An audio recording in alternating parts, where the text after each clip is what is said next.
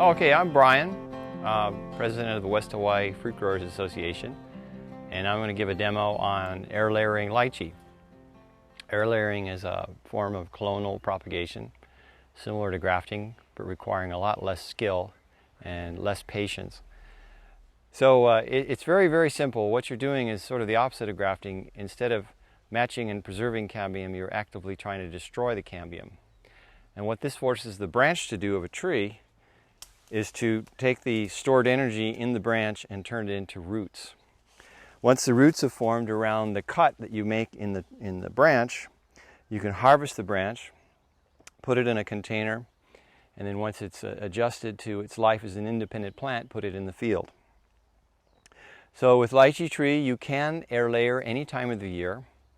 The best time to air layer is when the plant is actively growing. The best air layers to take in terms of form and vigor are from the top of the tree where it gets the most sunlight and has the greatest demand for food and water. We're doing a lower branch because this is quite a large lychee. It'd be difficult to get up to the top and film the air layering. The lower branches tend to be shaded out and die over time. So you want to pick one that's still vigorous, and they tend not to root readily. They will root eventually, but it might take 6 months to a year before you have enough root material to harvest the branch. I'm going to find a nice long section of the branch where I can wrap my sphagnum moss around and make my cut. The cuts can be anywhere from 2 to 8 inches in length. What I'm going to do is take a point on the branch and girdle it.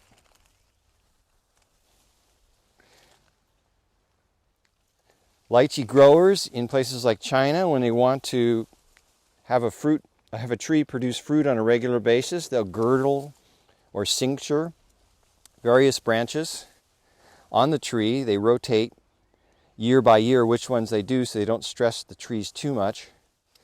Essentially, we start by girdling the way they do. This forces the branching, the stored energy in the branch to stay in the branch. In the case of cincturing for fruit, it'll turn the carbohydrates into fruit instead of vegetative growth. In the case of air layering, it's going to take those same carbohydrates and start producing roots.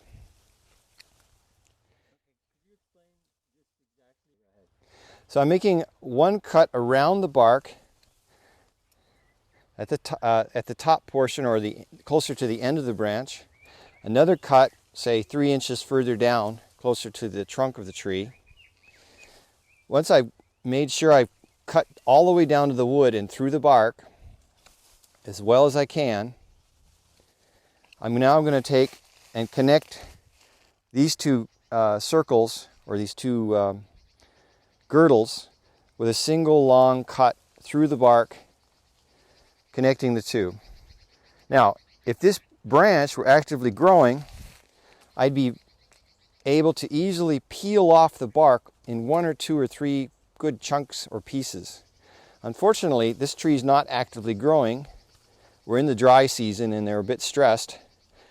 So, as an alternative to popping the bark off, I'm going to have to whittle the bark off. Now, the secret to an air layer is to make sure there's no contact between the end of the branch and the main part of the branch via the cambium. So we're carving away the bark and with it the cambium. And if you leave just a little microscopic thread of cambium connecting these 2 points, it'll all grow back. The bark will come back, the branch will recover, and you won't have any root initiation. So you need to whittle it down. It doesn't matter how deep you go from the standpoint of the rooting process, but if you go too deep, you weaken the structure of the branch and it can snap off in a wind. You can also scrape away, once you get the bark off, lightly scrape away the cambium. You can't see the cambium, but it's basically it's the inside of the bark. So it's a microscopically thin area. So by simple scraping like this, you're for sure taking it off. You just have to do it in a thorough, systematic manner. Actually, what you're seeing with the brown is oxidation, so it'll turn brown on you in a matter of seconds. So just thoroughly scrape away the bark. Next step, if you so wish, you can use a rooting hormone. I'm brushing it on with, I'm brushing on a powdered form. You can also use a liquid. The key to the rooting hormone is that you don't get it on yourself, because it's got some nasty chemicals in it. I found with lychees it's not necessary to use rooting hormone. With other trees, mangoes for instance, it's really important that you do use a rooting hormone. The rooting hormone on lychees basically speeds up the process of root initiation. Now, the next step in, say, classic air layering would be to take sphagnum moss, put it into plastic, then wrap the plastic and the moss around this cut, then hold the plastic in place with wire. And you would twist the wire around the branch so that it's secure. And then you'd come in and cover the plastic with aluminum foil, the theory being that the plastic retains all the moisture and the foil keeps the light out.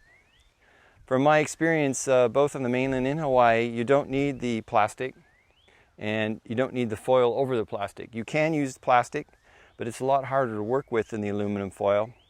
And the local air layer people that I've met that have lived here in the islands all their lives simply use the aluminum foil. I've done hundreds and hundreds of air layers particularly on lychee, and that's what I use. It's just the aluminum foil with the sphagnum moss. I make sure the sphagnum moss is very, very wet, thoroughly saturated, dripping. You put it underneath so that you have a nice cushion underneath, and as you wrap it around, you make sure all the moss covers the entire cut. What's nice about the aluminum foil is it conforms easily and then holds together once you've closed it. Now you simply twist each end in an opposite direction to secure it. Make sure there's no cracks or gaps. If so, you just wrap another piece of aluminum foil around it. Now, this will stay in place under normal conditions for a year. If you have a lot of windstorms or heavy rains, sometimes the aluminum can fray or be blown off. Interesting thing is you don't need to open it up to check to see if you have roots. You can do so simply by feeling by touch. The roots will initiate from the end of the branch, the upper cut, going downward. So if you want to check to see if your roots, you squeeze the upper part, and if it's soft and mushy, the way it was when you first wrapped it together, it's not ready yet. But if you feel a firm section, or if the entire thing is firm, just like the branch, then you know you've got roots. At which point you simply peel this aluminum back, take a peek. If you've got a nice thorough root system, you can cut the branch off. If you just have a few roots initiating from the top, you let it go a little longer. If you have just a few roots initiating from the top and it's very, very dry inside, you might want to take some water with a syringe or a basting tool and add some more water.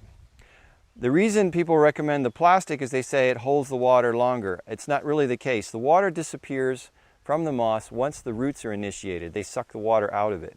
So the more roots you have, the faster this dries out. Now when you go to harvest, you're going to be cutting obviously from this side because your roots are up here. And at that point, typically the moss and the root ball is so dry it becomes hydrophobic. So you want to take the entire air layer and put it in a pot of water and soak it for at least several hours. At the same time, you want to cut off all the unwanted branches on this air layer. Basically, when you take this branch off and stand it up, you want to create a miniature tree. So you have to visualize what this branch will look like in the field. And of course, the basics of any pruning are you take away dead or diseased wood. You take away crossing branches. You take away water spouts. You take away branches that are covering other branches completely. Once you've done that, now you start looking at the overall foliage. You've got the shape you want, but because you have a limited root system and a lot of foliage, you want to take 2/3 of the foliage off. So you do that in a random pattern, taking off 2/3 of the foliage. Next, you've got a saturated root ball, you've got the thing pruned and prepped, you put it in a pot. Now you can either put it in the pot that's the eventual size that the plant will be in, or you can put it into a smaller pot. I like putting my air layers in pots roughly twice the size of the root ball. That causes the plant to fill up the pot quickly. Then I can take it out of that pot when it's root bound, and I can either put it directly in the field with a stake, or I can shift it to a larger pot. And the reason I do that is that air layer roots tend to go to the bottom of the pot and then fan out and then come up. So now you have a very unstable situation with the roots. If you have it in a big pot and a big air layer, the roots are all at the bottom, and when you take it out of the pot, the roots can tear away from the original air layer. So I like to gradually shift the plant up, or take it from the small pot and put it directly in the field, if you're going to field plant an orchard, let's say. Keeping it in a small pot also reduces your resource needs for space and for soil and a lot of other factors, particularly if you're shipping inter-island and you keep the plant small and you ship it. It's stable, it has its own root ball in the pot, it's secure, it can be shifted into a larger pot at the other end, or again, field planted. The key thing I found with lychee air layers is they don't like direct sun once they've been harvested.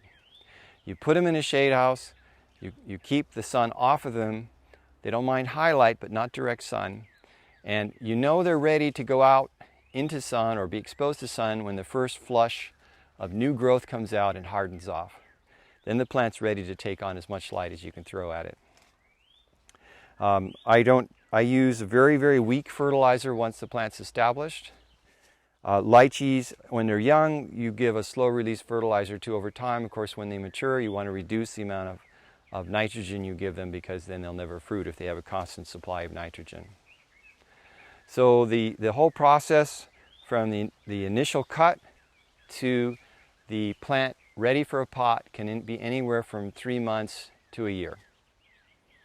And I've had very high success rate by simply waiting for the roots to initiate. And I found that the extra steps of using the wire and the plastic can actually be a hindrance, because if it takes 9 months or a year for the branch to root and you have wire around it, it can cut into the branch itself and it'll damage the new air layer. I've had that happen on a number of occasions. It's a very simple process. The key is to damage the cambium to the point where it can't grow back, and the plant has no other recourse but to set out a new root system and start on its own, basically.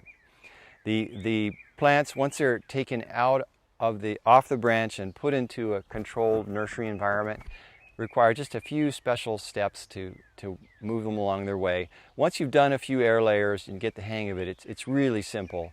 Unlike grafting, which is somewhat mysterious and esoteric, and the graft people can never really tell you all their secrets, because even they don't understand some of the things that are happening.